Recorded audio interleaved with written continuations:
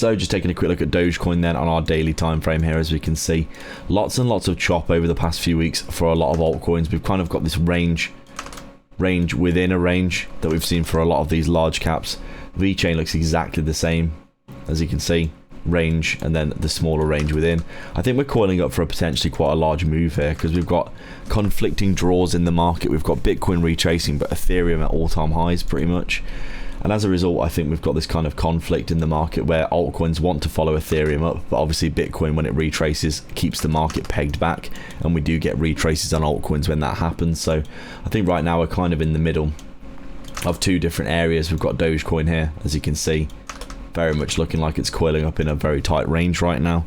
Probably retracing because Bitcoin is looking like this, where we are retracing, as I've been saying multiple times, back towards most likely this 100k area.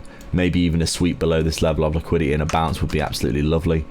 Obviously Ethereum has tapped its all-time high, come back and retraced, and now looking like we could potentially see ourselves getting a bounce, as I said. Overall, I think Dogecoin right now is just in a bit of a weird spot where it's trying to figure out where the market's going next. We've been consolidating for a long time. We could very easily get a dump and a pump like this. I think that's quite a likely scenario.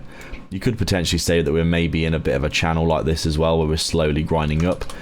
But right now, Dogecoin for me looking really good on the macro, like it's going to be heading up towards these all-time high areas. By the end of this cycle, you've got this 1, 2, 3, 4, 5 waves to the upside. Up towards that $1 to $2 area for me is a pretty likely target. I've got to take profits all the way up through these levels. I've got one just before this previous all-time high. I've got one just before $1. I've got one just before $1.50, and I've got one just before $2 like this. These are my profit targets for all of my Dogecoin positions in this cycle. I think at the very least we'll be hitting the all-time high in $1 area. We may even get more than that depending on how good the cycle gets.